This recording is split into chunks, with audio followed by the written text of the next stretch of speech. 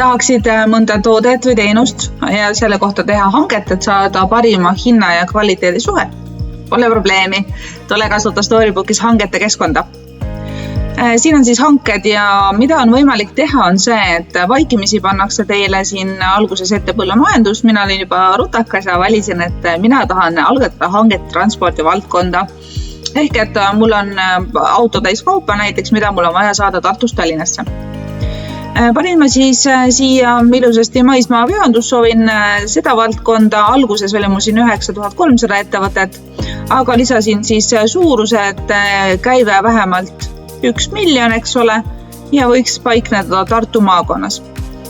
Selle järgi jäi mulle alles siis 188 ettevõtet.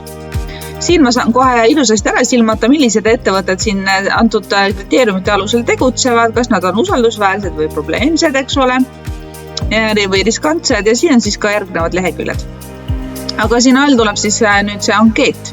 Täidan ankeedi ära, et panen pildi näiteks, kui ma soovin ja tellimuse pealkiri kaubavedu Tartust Tallinnasse. Panen siia siis oma soovi kirja, et mis kui palju ja täpsustan ära täpsemalt. Hanke tähtaja panen postita tellimus.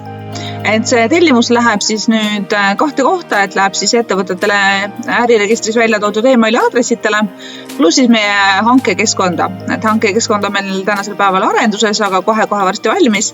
Ja sinna siis kogunevad kõik need hanke tellimused, kaasa arvatud riigihanked, kus teil on siis väga mugav valida, et kellele siis vastata hankepäringutele ja kuidas ja kes ja mis valdkonnast on hankeid siis ka korraldanud.